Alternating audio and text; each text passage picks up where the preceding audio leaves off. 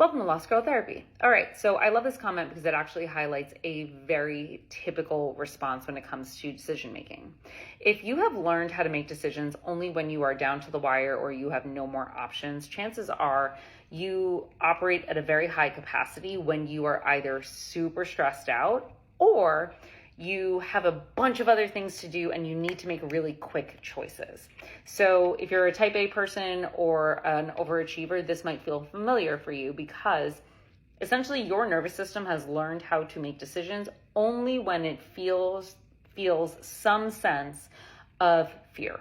And it doesn't necessarily mean that you're in danger. It just means that your nervous system has to reach the breaking point in order for you to then say, I can choose. And there's a sense of relief that comes from that because the anxiety has been broken. But the thing about that type of decision making is that you're essentially stressing yourself out to the umpteenth degree. And at the end of the day, the decision that you make, it might not feel that good because you don't have options. You only have one choice. And the thing about options is that if you have a really stressed out nervous system, options are just going to make you feel worse.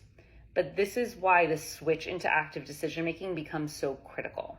So when you first do this, it's going to feel weird. It's going to feel really unfamiliar. And honestly, it's just uncomfortable because your nervous system is going to be activated. You are going to feel like I have way too many choices. I don't know how to make a decision. But the fact of the matter is that if you were thinking about doing something, you probably don't have a million options. You probably only have like 10 to 15 that your mind has created. And when you think of it that way, if you have 10 to 15 choices, that's a little bit more manageable than the anxious response, which says, I have far too many options on the table. I cannot make any decision.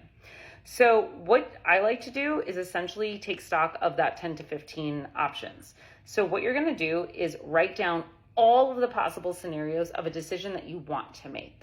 So if you are looking to move out of your apartment and you feel like I just don't know how to do this, I don't know where I'm going, I don't know where I want to live, etc., start writing down every possible scenario that you've ever thought of.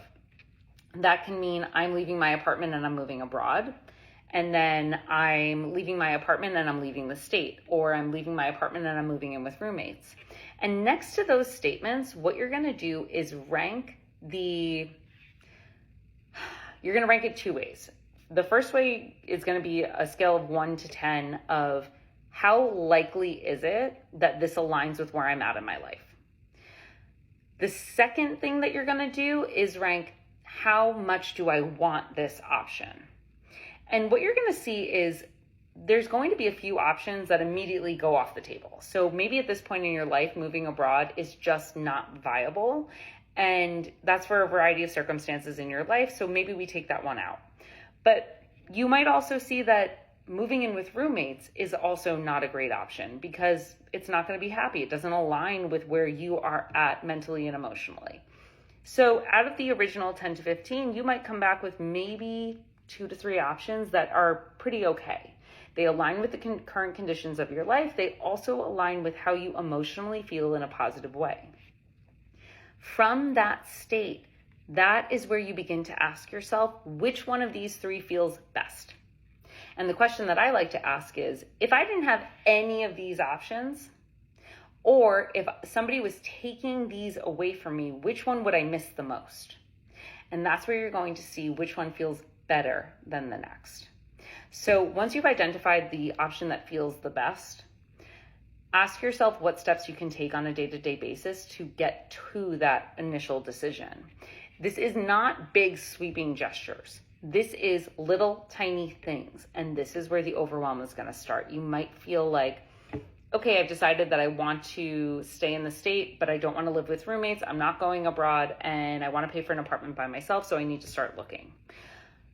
You looking might be like, I'm completely overwhelmed by the number of options in my city and I don't even know what my budget is and this just feels challenging. So what you do, take a fresh sheet of paper, write down all of your anxieties, write down every single question that you want to have answered before you get to that actual decision. When you have that list, like how much can I afford in rent? Where do I want to live? What do I want in an apartment? That is where you begin taking steps.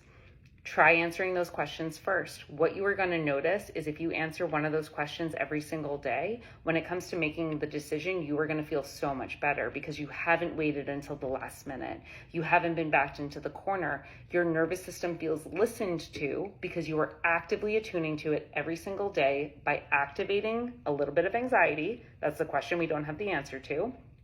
And then working to alleviate that little bit of anxiety to build self-trust.